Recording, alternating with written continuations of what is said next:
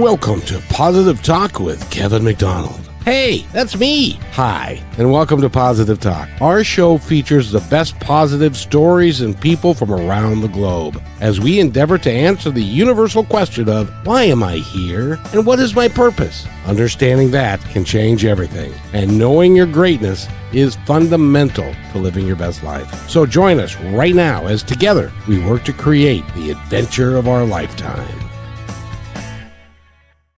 And welcome to the show, everybody. Oh my God, look at that. Look at her. Look who's there. It's Rochelle. Hello, how are you? It is so great to see you again and so great to have you here. I do the show fine when I'm by myself, but it's so lonesome. I really miss having you there. Well, it's a really good thing you don't have to do it on your own anymore, huh? Yeah, that's exactly right. That's exactly. Well, you know, we've got a wonderful guest for everybody today. I know. I say that all the time, but I mean it all the time. And I especially mean it this time because she is a dynamic person. Her name is Danielle Bernock, and she is an author. She is a coach. She has a podcast that's still running. She hasn't contributed to it lately, but she is still running it. And she is a wonderful human being. So let's bring her on, Rochelle, and you can do more introductions. Yes, hello, Danielle. How are you? And thank you for being here. Oh, I'm wonderful and delighted to be here. Well, we are delighted to have you, and we're looking forward to talking about all the things that you've done in your life, and you've done it so quickly. What are you, 22, 23? Flattery. Well, you know, I everybody who comes on my show is younger than me, so I get to say such things. It's your show. You can say what you like. I keep telling myself that, and people say, no, you can't do that. But in any event, it's great to have you here. And we want to talk to you about all the things that you do. But I guess at the beginning, if you could give us kind of a little synopsis about who you are, where you came from, how you became the person that you are today, writing the books about love and taking care of each other and taking care of yourself and those sorts of things. How did this come about for you? Oh, a long, messy journey. A long, messy journey. And yes, they grew are. up with childhood trauma, childhood emotional neglect, and messed up my life a lot. Tried to kill myself real slowly as I was growing up because of the self-loathing and just the trauma responses that I had no clue what was going on. I was just growing up. So many times a kid doesn't know they have trauma. They're just growing up. They're just trying to fight to live to the next day. And it was after I got married, and my husband's a gift of God to me. My first glimpse and experience with unconditional love just changed the trajectory of my life. I bet it had a big change in the direction of my life a couple of years before that when I went on a road trip, which I wrote about in my first book, Emerging with Wings, which is hilarious, but it changed the trajectory of my life because love re-entered my life. Healing started in a very small way at that time, but then marrying my husband was really a big change in my life, and I became a mom. And many years later, not until I was in my 50s, did I write my first book. And that transformed my life. I've even spoken at conferences before about how writing a book will change your life. People will talk about how writing a book, you get to change other people's lives, which is true. But writing a book will change the person who's writing it. It will change their life like that. And writing it did change my life. I saw things I didn't know. I was in counseling, and then releasing it to everybody to actually read it, which was utterly terrifying.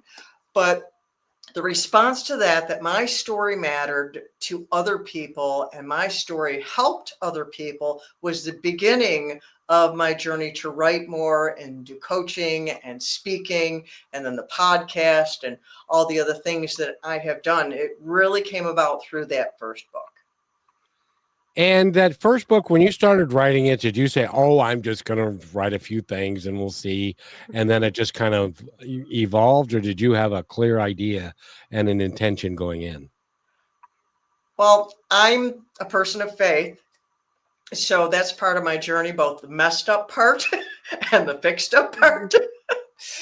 But I remember the day I had thought about writing a book years prior because, well, I'd learned some things. Maybe I could help some people, more like what you were talking about, a little bit kind of like kicking the idea around, but I didn't know how to write. And so I just abandoned the idea. But then after my husband and I had moved to Arizona for 5 years and then moved back, and that was a whole nother metamorphosis of our lives, I was working on myself because I started healing from certain traumas in a different way that I had prior to that. And I started seriously thinking about writing a book. And one day, it was September 29th, 2012. I was reading like a devotional in my morning quiet time. And the title of that devotional was called Dare to Decide. And somehow those three words just like smacked me in the forehead, like, today's the day you're going to start writing the book. And so I'm like, well, great. And we're going to start today. I wonder what that means. And I wonder how that works. And I went to Google and self-taught myself how to write a book. I had no idea all the details that goes into writing a book. I never thought about, you have to pick what font you want. You have to pick what size font you want, and then serif or sans serif. And what's a sans serif anyways? All this terminology I was clueless of, front matter and back matter and margins and bleeds. And I'm like, my head's spinning around because of all this terminology I had no clue of. But LinkedIn also has an educational arm to it called lynda.com. And I used that to teach myself. And I surrounded myself with people who knew stuff to learn things, and found websites to educate myself about the legal things about in books and things like that. And I prayed a lot about writing it. I was in counseling at the same time, and I would write and I would rewrite, and I'd print out the things and I'd read them. And I still have all the copies in a big box of that, because it was a journey that I went through, but I was committed to writing a book. There was no if. It was, I was committed to writing a book. It was like, how this works, we're going to just kind of limp through. It took 18 months to write the book before I published it. And it was just transformative to do that. And when I got to the part of going to release it to people, it's like, well, it's not really a book, Danielle, until it's published. Then it's just like a hobby. You said you're going to write a book. And if it's a book, then it has to be published. And so I published it, got it out there, and then a couple months later, I discovered, to my horror, a copyright infringement in it, and took it down and fixed it. And so I have a second edition, which I did some other things. I have endorsements on it now, and I learned things from the first edition to the second edition. I have new cover and everything, and just a couple of months later. So it was a real journey, very transformative. I think everyone should do it just for the transformative journey, even if you don't care if anyone reads it. Now, when somebody said it's not a book until you publish it, was that an actual physical person, or was that a thought that kept rattling around in your head? That was me telling me.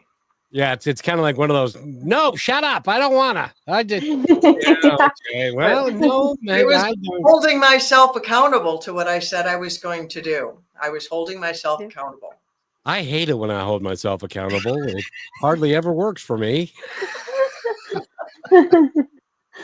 You have to have a good hard line decision, because if you have a wishy-washy decision, you can talk yourself right out of it at the end. But I had a hard decision on that one. And by the way, I want to mention this, and then Rochelle, you can chime in. I have done a lot of interviews. I've done probably in my career 2,500 interviews. You are the first person in all of that time, and all the women that I've talked to, and all the women that have had problems and have been abused, and all those things. You're the first person that said it was all screwed up, and then I met this angel that I call my husband. I think that is just phenomenal. Congratulations. It is. Thank you. He's chapter 3 or 4 in here. He I has a hope, whole chapter. Yep, it's chapter 3. Chapter 3 is Michael. and I sincerely hope that Michael gets to be chapter 1 in your next book. Yeah. It depends Okay, on Well, what's Rochelle. one moving. would say it I've been has to kicking be. around an idea for one, and it hasn't taken shape yet. I've started it 3 times now. Fourth It's like time an is a amoeba. charm. It keeps changing shapes. Yeah. Exactly. Rochelle, go ahead. Yeah, I'm just thinking about like how many times you probably went through so many transformations just within yourself, realizing new things you had interested, um, new boundaries maybe you wanted to set, and kind of maybe like I think you had touched on it, going back through memory after so long and re going through it as a different person Hmm. completely changes the healing scale of it and what you're able to recognize within yourself and the situation from more of an outside perspective. Was there any moments you had where you just had to sit back and kind of give yourself some grace and think that, with everything I had going on and what I knew at the time, I did so well, really? Oh, grace is a whole area that I had to learn because I Yeah. had no grace for myself. I didn't grow up with grace. I didn't Yeah. know what grace was. It was a 5-letter word they talked about at church. That's what grace was to Yep. me. And people had these fun little acronyms with it, but it was just a religious term to me until I got a revelation about it, which is the same thing with trauma. People don't understand what trauma is. They think it's what happened to them. They think it's an event, but that is not what trauma is. And when we don't understand what something really is, then we don't live out the truth of that thing. It can be warped in our perception of it.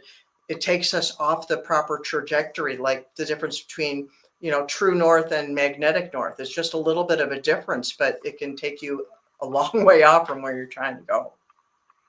Yeah.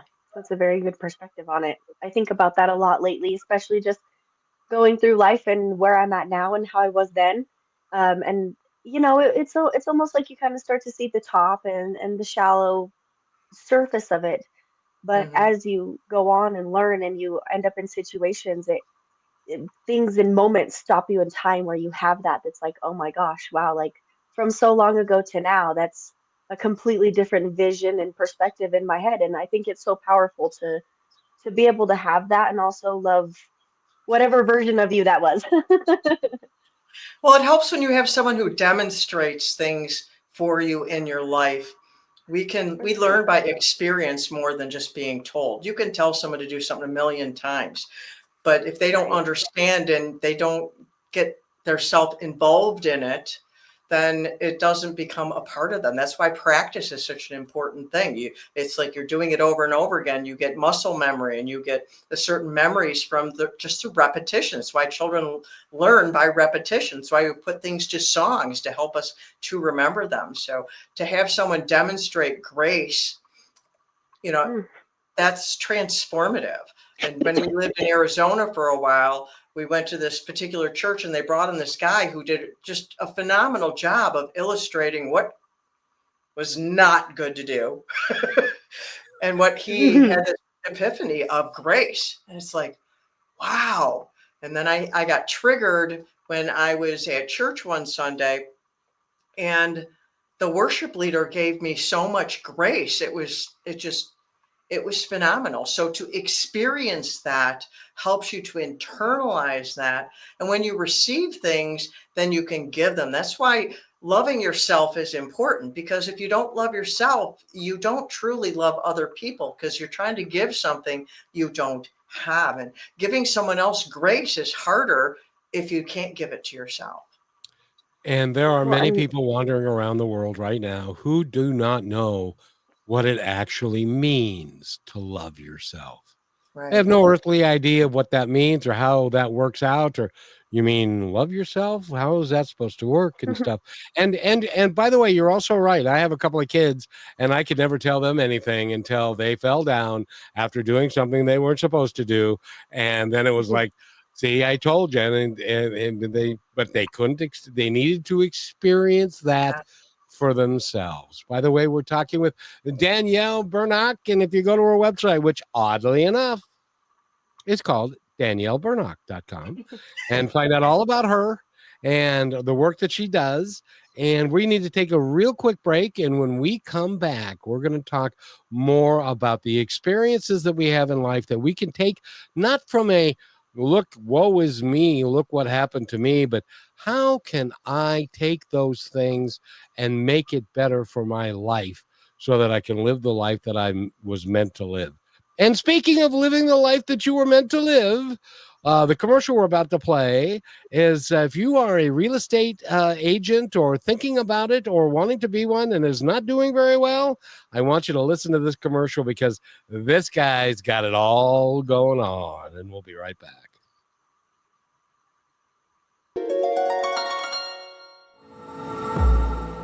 You became a real estate agent for freedom, success, and real momentum. So why are you still stuck waiting for closings to save you? I'm Ophir Adar, founder of Real Momentum, and I help agents like you become seven-figure earners. My first client that I coached, brand new agent, made $250,000 back in 2006. What's the secret? You feed your white wolf. That's the part of you that's bold and unstoppable and a closer and able to build rapport quickly. So click Get Listings at Real Momentum and let's unleash your real estate potential.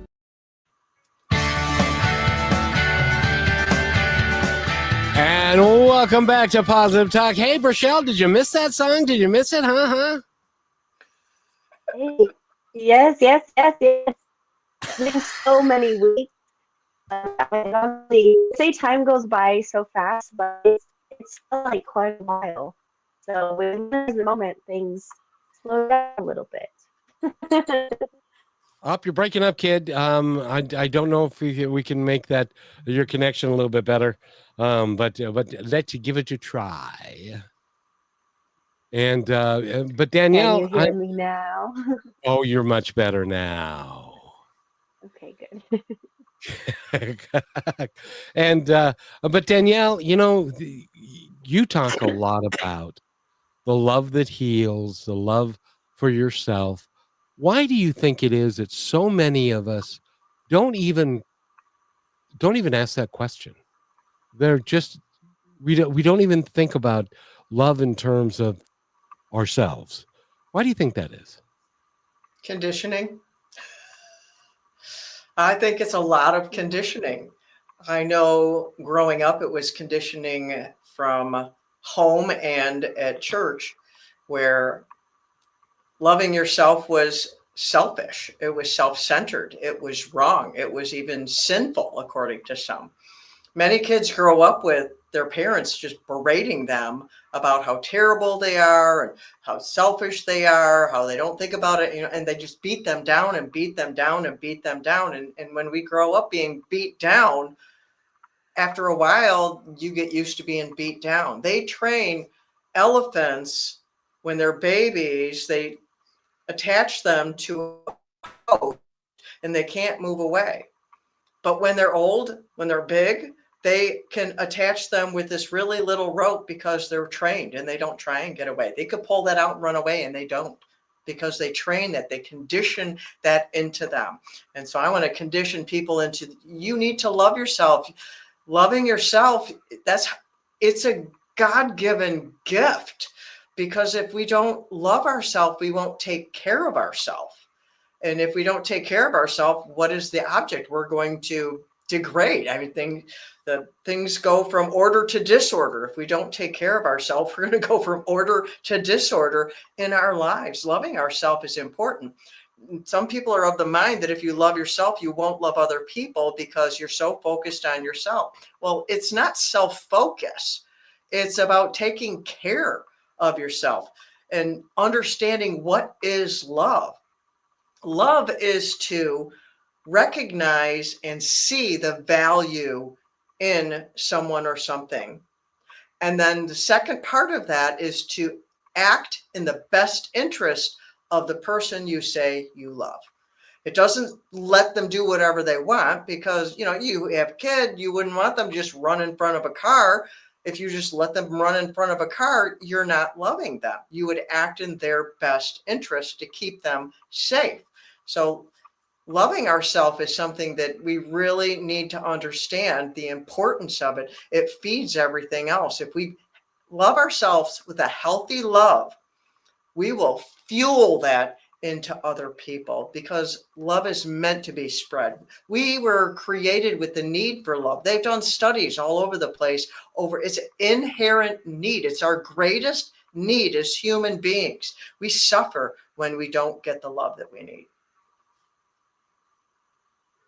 So if somebody Rochelle? were to come to you and they said, Danielle, you don't understand, how am I supposed to do that when I don't have time? What would you tell them? Don't have time. Time has no bearing on loving yourself. Loving yourself has nothing to do with Explain. time. Loving Yeah, yourself explain is what you mean about, by that. it's loving yourself is the attitude that you have toward yourself. You're talking about time. What you're probably talking about is self-care. Self-care are the actions that you take to act in love and compassion toward yourself. But self-love is an Hmm. attitude. It's how you think about yourself. It's how you see yourself. It's what's going on between your ears and your head. It's what's happening in your mind, in your brain. It's a mindset. It's a choice. And if you don't love yourself, but you want to love yourself, it starts with a choice. It's not magical, and you won't go, oh, I'm going to love myself now. It's not magical like that. But it has to start with that choice. And then you have to change how you think. Like a computer is programmed, right? They have the iOS settings in it, and you have to program a computer. Well, our brain is a supercomputer. Our mind is what operates our supercomputer of a brain. And so when we are self-loathing, self-hating, self-demeaning, self-attacking, that's a program that's running inside of our brain. And so we need to reprogram how we think, which takes time and lots of different therapies and practices to go about doing that. So that's where my self process comes in with how I work with my clients. Explain how you work with your clients so that we're clear early. Well, I have a process called SELF, S-E-L-F. And that's for two reasons. One is because self is the core where our choice resides. So we need to empower the core of who we are. So we have to go right to the self. Self is a starting point, because no one can change your life. Only you can. Only you can make your choices. If you think someone else is making a choice for you, that's manipulation or coercion. And those are not your choices. A clear choice that is yours has to go through the self. And I also chose self because there are people of a spiritual nature that think that that's bad. And I'm challenging that by using the word that they don't like. Because self is core of who we are. And I it's for see, expose, love, and free. See is about awareness, because if you can't see something, you can't do anything about it. So you have to start with being aware of, oh, wow, I really do hate myself. Then you go into E, well, why? You have to get to the bottom of the cause, the root of what's causing that thing that you see. If you see a plant, you see the leaves. Well, there's roots underneath the ground. You need to see what brought that out. Then love, you have to take action to have compassion and empathy and love for yourself, to give yourself courage and comfort to do something about what you just saw and you just exposed. Because if you don't do that, you're going to crawl into bed and pull the covers over your head.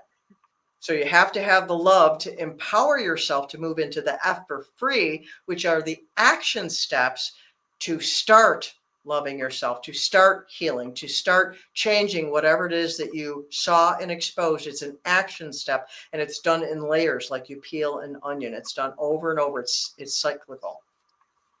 So let me ask you, do people think that they lack value when they talk to other people? Is it because they don't want people to think they're conceited or self-centered, or do they actually, honest to goodness, feel that they have no worth? Both. There are both. Oh, There are both. And the first one is a fear. The first one is a fear. It's not real. It's a fear that someone else is going to think. And what someone else thinks about you, you have no control over that. it's none of my business. Yeah. But Yeah. we get preoccupied with what we think people think about us. Well, and yeah. that goes all the way back to your childhood. When I was a kid, my mother, God rest her soul, had the peculiar habit of when I did something really great, she would say, "That was really good, congratulations," but then there was always the but. But you could have done this better, or you weren't perfect doing this, or it could have been. So I stopped listening to, man, that was really good, and I heard the, yeah, but you could have done better, because she didn't want me to get a big head, and get all full of myself and stuff, which didn't make a hell of a lot of sense to me. But that's It's conditioning, her conditioning. And I'm sorry that yes. you went through that. I had some of that too. You did not deserve that. You deserve that. That was just good. And then sometime at a later date, a separate thing, if there's something that you need to grow in, because parents want their kids to grow. There's nothing wrong with that. But when they couple it with the but in between, that but is like a big eraser erasing what they just said. Yep. And it was a big butt too. I'm sorry, I didn't mean to say that. Now I got that old song in my head with the birth of butts. Yeah. Or that other one that I never mind. Michelle, save me. Go ahead. Yeah.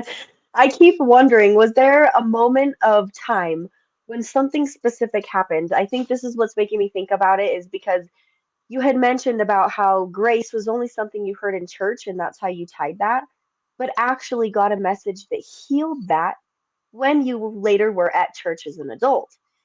Was there a moment like that that was similar in something you did along the journey of writing the book that kind of changed everything? Not really in the book. I got to a hard part in the book. One of the chapters is called ARG. Oh, well, that So works. it's almost the opposite of an epiphany in there. Yeah. Oh, but I did. Yeah, I did. Oh, yeah. But the ARG was there. I got to a part where I'm like, Yeah.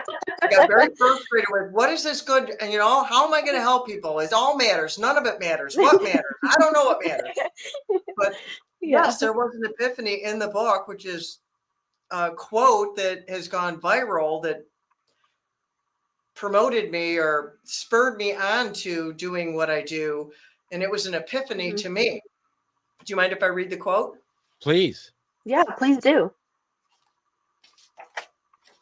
If you don't mind, I'm going to read the entire paragraph because I don't generally do that. I generally read the quote because I had mentioned earlier, people misunderstand trauma. They think it's what happened to them. People Mhm. compare what happened to them with what happened to someone else. And when it isn't as bad as them in their head, whether it's right or wrong, whether it really isn't as bad or whatever, however that comparison is irrelevant. And I had a number of traumas that I dismissed and negated, and my counselor helped me to validate them. And the beginning, before this quote that starts with trauma is personal, that's when I get to the part where it went viral. But it was before that where she helped me to put the two side by side, but validate that both are trauma and both matter. Okay, let me stop you real quick, Danielle. I want to take this break early so when we come back, we can actually have a free flow of what is about to Okay. happen. Okay. So, Kevin, take us to break, and I will be holding on tight until this paragraph. Holy crap, isn't she good? We'll be right back. You're listening to Brushwood Media Network, the best in syndicated talk, news, and entertainment shows. As you go about your daily life, look closer. As you gather with family and friends who love and support you, look closer.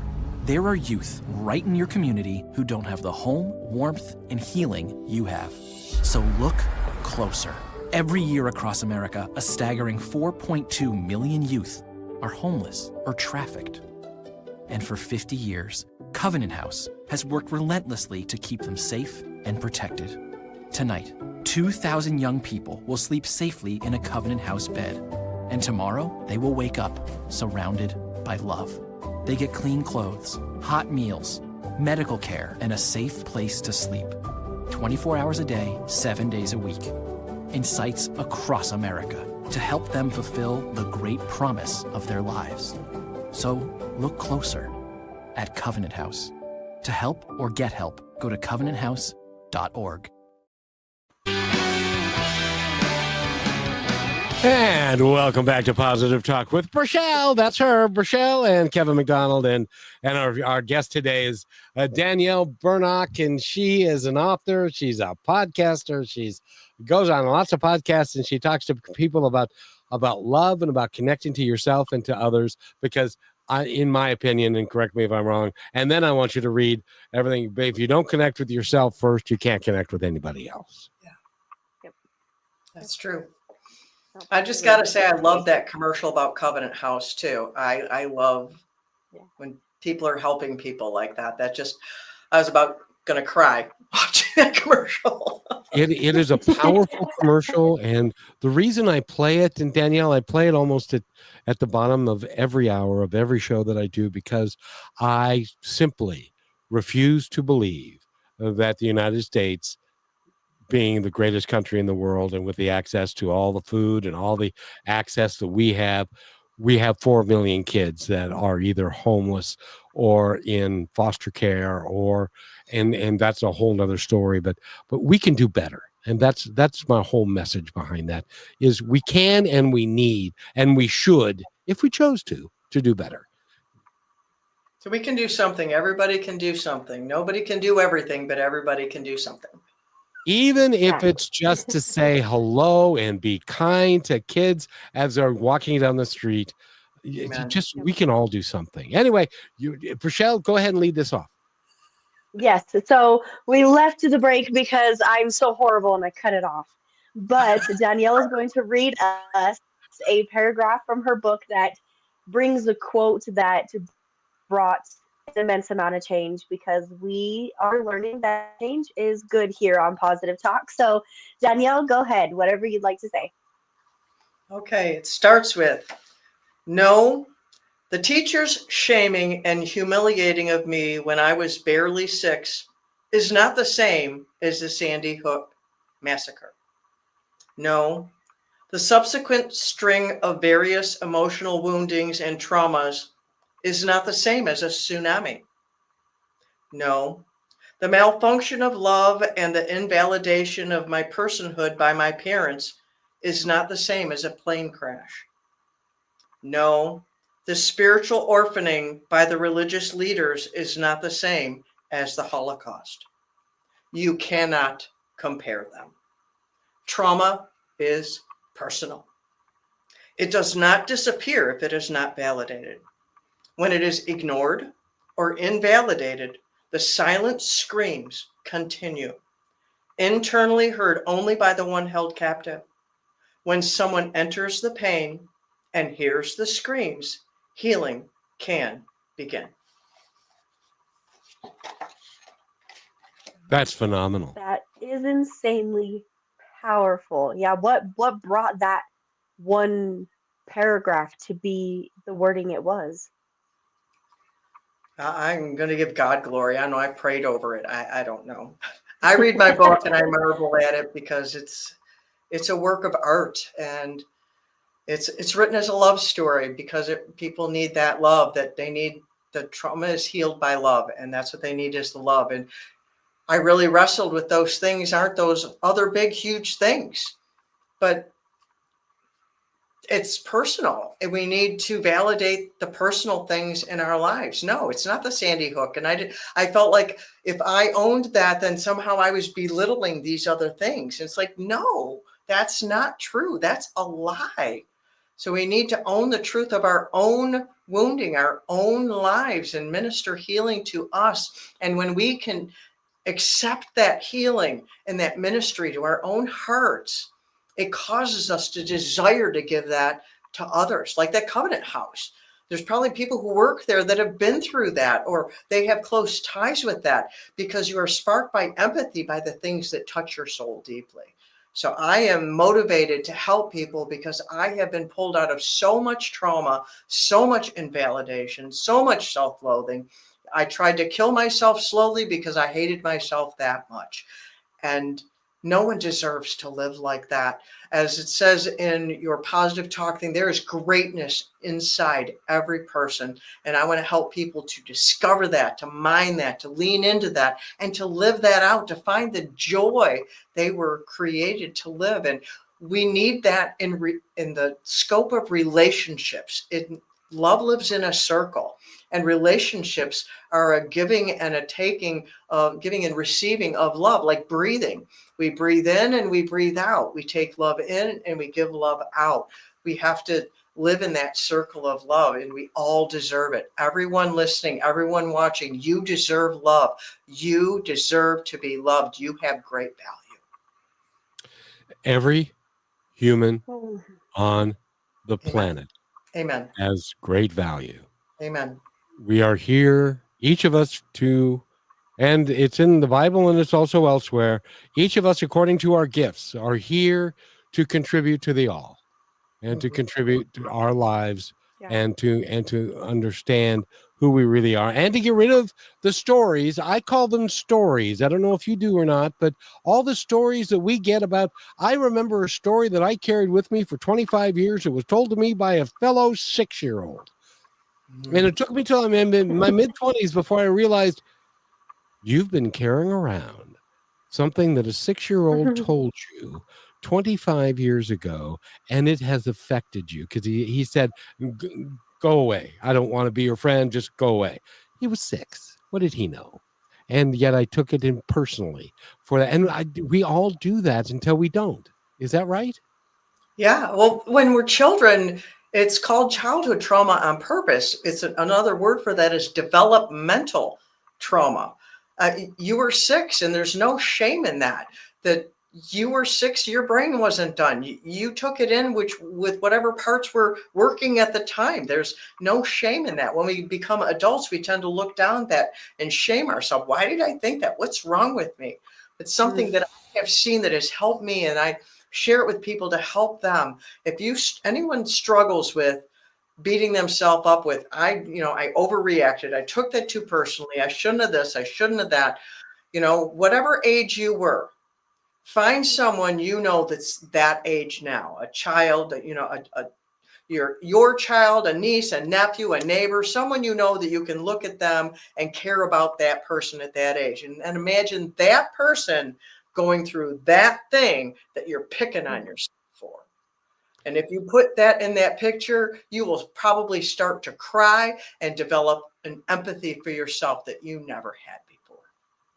It's interesting, and I want to call Rochelle out on this. She's got lots of nieces and young girls that are 10 or 15 years younger than her, and she's taken them under her wing to try and help them understand.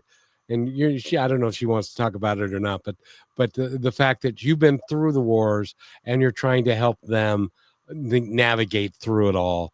And I want to compliment you and also Danielle for what we're talking about here, because this is fundamental. This is crucial. This is the bottom line Yeah. to life. Yeah. Well, and it's not even just necessarily teaching them what to do, but what not to do. And I think there is such an important balance in that, because a lot of times you have an example of literally be anything but that. Or we have this example that's like, nitpicked down to the nitty gritty, has to be perfect. That's what, we need to be, rather than to kind of have both of the sides of the healthy criticism and the change and the adaptivity and everything that comes with it, but within yourself as your own. Because then we take identities of all these other people and all these things at such an early age. And as we grow up, we are just confused. It's hard to tell of what's going on and what's real and what's not, because it's not from within. It's everything that's been around us, which is always going to continue to change without our choice of it. And Danielle, something you said that you mentioned at the beginning of the show and then just barely too was what it was like to accept that love for yourself and finally give it to you, but also from other people. What was that like to finally accept, maybe I'm going to let love back in my life, because if I can give it, then I'm going to allow myself to receive it. Because that's a whole nother side of it. I think that is kind of terrifying for some people, because that's how you get hurt. Danielle, did you Exactly. believe it when somebody said that to you? Did you believe them? Because a lot of us go, "Oh no, no, no! You're just saying that to be nice." Mhm. Did you buy it? Did you believe Yeah. it? Did I buy what? Or are you talking to Rochelle? No, I'm talking. I'm talking to you. Did you buy the fact when somebody was nice to you? When somebody said, Danielle, I really love the work that you're doing. I really love you as a person. Did you buy it, or did you poo-poo it and say, "Oh, you just say that to everybody," and gee whiz, thanks. And Yeah. I was like that before I healed of my trauma. And I was like that of my husband when I first met him before we got married. In fact, part of our story is I tried to get rid of him because I didn't expect him to stay around. And so when you meet someone, you share things with people because you want to make your relationship go deeper. But I didn't do that. I overshared to try and make him go away. I'm like, here are all my deep, dark secrets. Go away now before I get attached to you. now that's an unusual I'm approach. giving you a chance. I'm giving you And a he didn't chance go to. away. I I'm like, relate what's to wrong that. with you? I mean, this is awful. Why would you want this? At chapter 3, the whole story's there. It's like, it is. Yeah, I did not believe it. I couldn't take a compliment. It was like oil and water. I couldn't take it. I didn't believe it. I believed all the lies. I legally changed my name in 1988 because I had a lie attached to my name that struck to the core of who I was, and I didn't deserve to draw breath. That's pretty Wow. severe. That is, but in some manner or form, a lot of us do that, and a lot of us. I have a coach. Rochelle has a coach. I bet you have a coach, and most of the time, we need somebody who can. And I was reading in your some of the comments that people left for you, that you let people talk to get it out, and then you ask really, really intelligent questions that can be very, very, very inconvenient, but they're necessary. So you are a good coach, and they appreciate that about you. Thank you. I appreciate your words. And when somebody said, when you're coaching somebody, what is the most squirm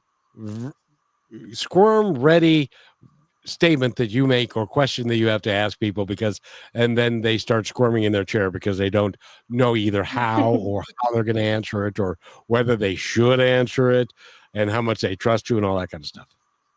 I don't have pat questions. I ask everyone the same thing. My coaching is tailored to each individual person. So I can't answer that without giving away something from my clients. Oh, go ahead. They won't mind. I'm kidding. No, safety is paramount to me. I protect my clients. I love them deeply. And by the way, they love you too. If you go to her website, which is Danielle Bernock, and that's BERNOCK.com, you'll get to see all of those. And also, she's had a podcast in the past, and those episodes are still up. I looked them up, and they're still there. And so you can go there, and she's got lots of really, really positive, intelligent things to say. And I know I started the show with this, but I want to continue with this theme a little bit, because as you continue to move forward through the tapestry of life, isn't that a good metaphor? Anyway, as you continue moving through life, you continually learning and adapting and growing as you continue to go, right? You're not a finished product by any means. Oh, no way. Oh, living things grow and growing things change. Exactly. I like that. Say that again. Living things grow and growing things change. There's a t-shirt. Yep, I'll put it in the notes. But I want you to, before we go, and well, we need to take a quick break, and this is just a 30-second break, so everybody just calm down. It's going to be fine, and we're gonna do this, and we're gonna be right back. And then I want you guys to talk collectively, because I don't know anything about such things, about butterflies and caterpillars and all that kind of messy stuff. We'll be right back. Sorry, we'll be right back. When the game is on the line, championship teams know the game plan. They communicate and work together to win. We all need a game plan to protect ourselves online. Talk to family and friends so they know how to stay safe too. Create strong passwords, turn on multi-factor authentication, update software, and recognize and report phishing, because online safety is not something you want to fumble. Get more game-winning tips at CISA.gov/secure our world. Then share them with family and friends.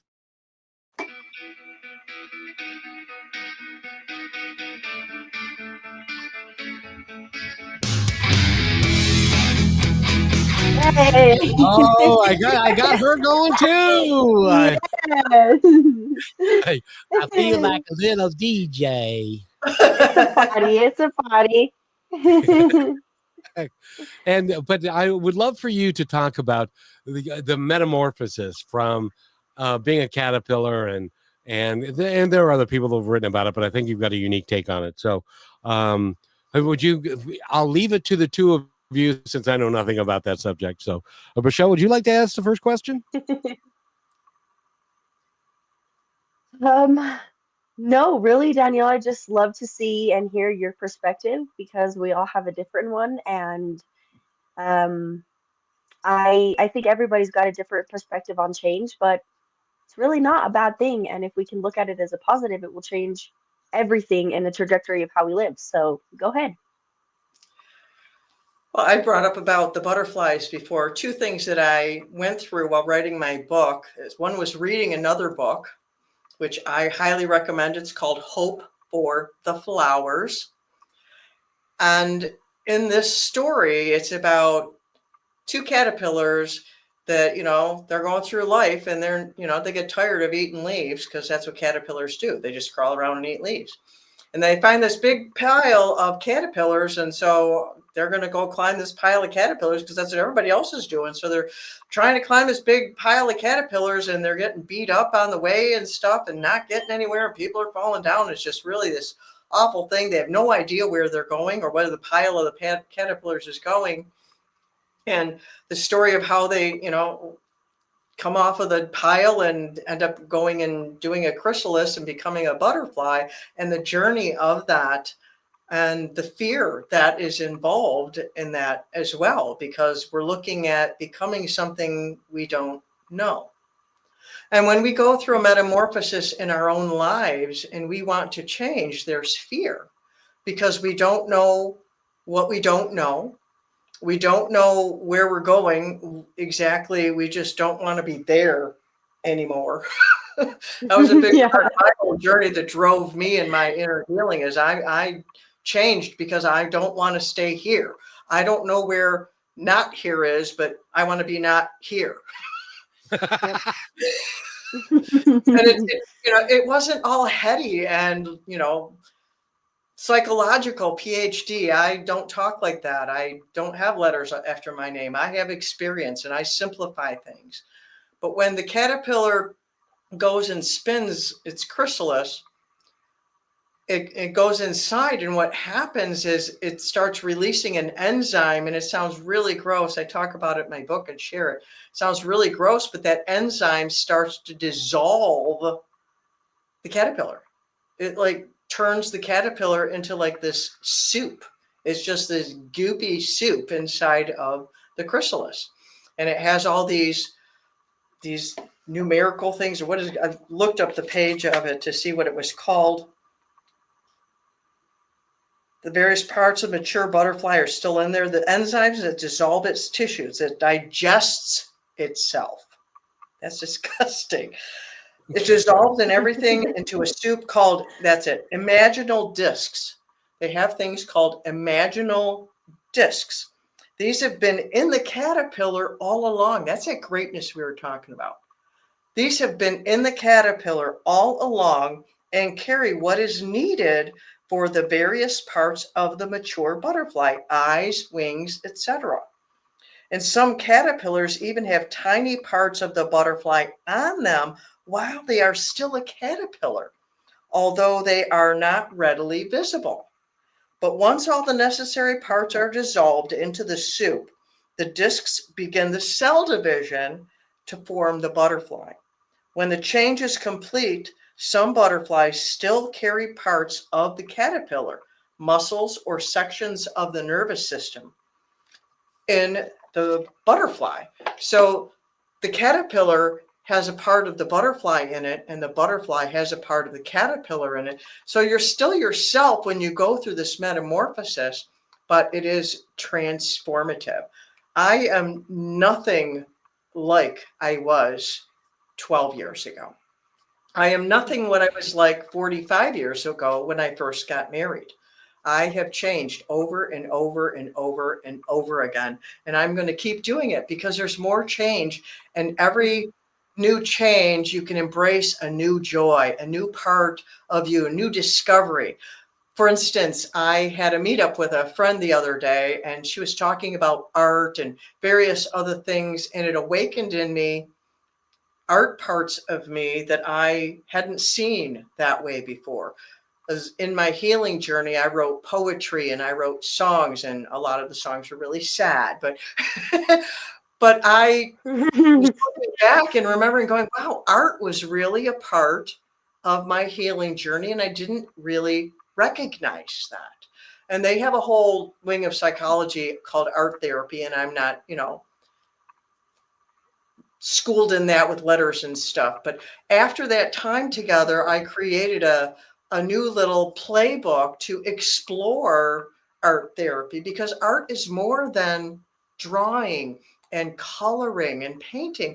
Art is music, art is dancing, art is cooking, art can be playing golf. It is an emotional expression of something coming out of you. Art is so much more than another narrow way of looking at it. So that's a new thing. That's within the last 2 weeks that has come out. So that's another new thing that I'm leaning into, and I'm really excited about that. I'm going to a conference and I get to read one of my poems from my book.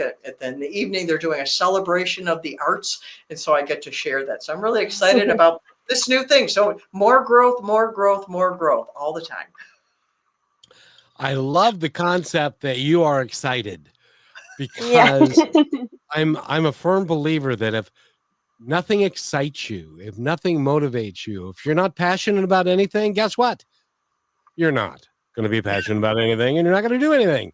But if you're excited, if you're genuinely excited for opportunities that come your way, and they all come our way, if we recognize them and Right. say yes to them and Yes. trust in them, and then we can have an exciting moment, and that leads to a metamorphosis all by itself, doesn't it? Mm-hmm. Oh, definitely. I've been rereading a book I read before. One of the things he said in it was so powerful, that we can have an expectation of things that is so precise or narrow or something like that, that we can miss the serendipitous opportunities in our path, because we're so narrow-minded looking for that thing, instead of, oh, well, I kind of expect that, but I'm making room for, along the way, a little bit of maybe dancing down the path. Yeah. Making it enjoyable along the way. I think a lot of Yes. people get stuck in the, okay, well, this makes me feel like this, so it must just be that way. No, who says so? If there's traffic in front of you and a crash happens and you're 5 minutes from your destination, praise the Lord, because something saved you from being in that accident. Something is going to allow you to hear your favorite song on the radio. Something's going to allow you, like, in that moment, you can choose to believe all the time, every day, multiple times a day. How am I going to view this? How am I going to allow myself to see this? And I love how your perspective on the chrysalis and what goes through, because it's in a sense a part of you dies, yes, but you also get to keep those beautiful parts that came with you along the way that got lost. And so I think in those moments Science. where That we're, was research. That was yeah, just science. yeah, yeah. Well, and it's happening in our own brain all the time, but we Mhm. still look in the mirror every day and it's like, oh, well, there's Michelle, there's Kevin, hey Danielle, every morning, instead of being like, girl, do you know what happened yesterday? Like, look at yourself in the frame of how you're healing, and Mhm. not who you were before that. Because I don't know, there's so much power on the other side of being able to be vulnerable. Because a lot of times when we're in a victim mentality, we think we're being vulnerable, but we're not. We're scared of everything.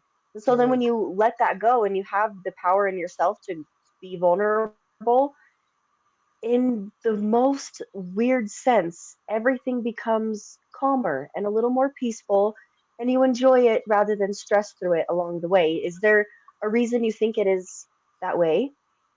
Well, you're embracing the truth instead of hiding it.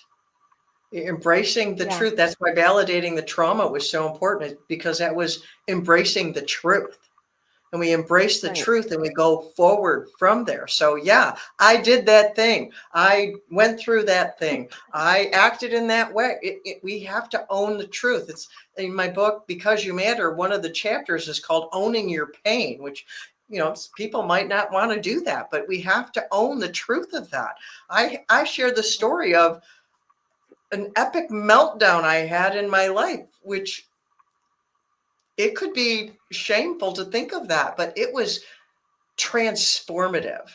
What I did, I Mm, was not proud of, but what I did brought me to a point of change. And so we need to own the truth. So I owned the truth and I went forward from that, and it changed everything.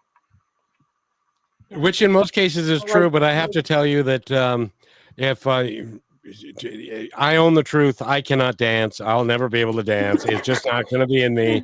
I just can't do it.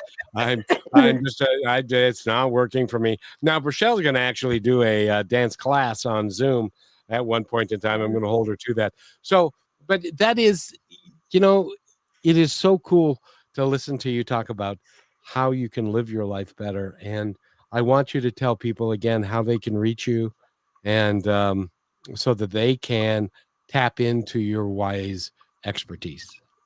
Well, at my website, daniellebernock.com, as Kevin has shared, DanielleBernock.com. And I have a page on my website full of free resources, because I know we live in a world that has a trust deficit right now.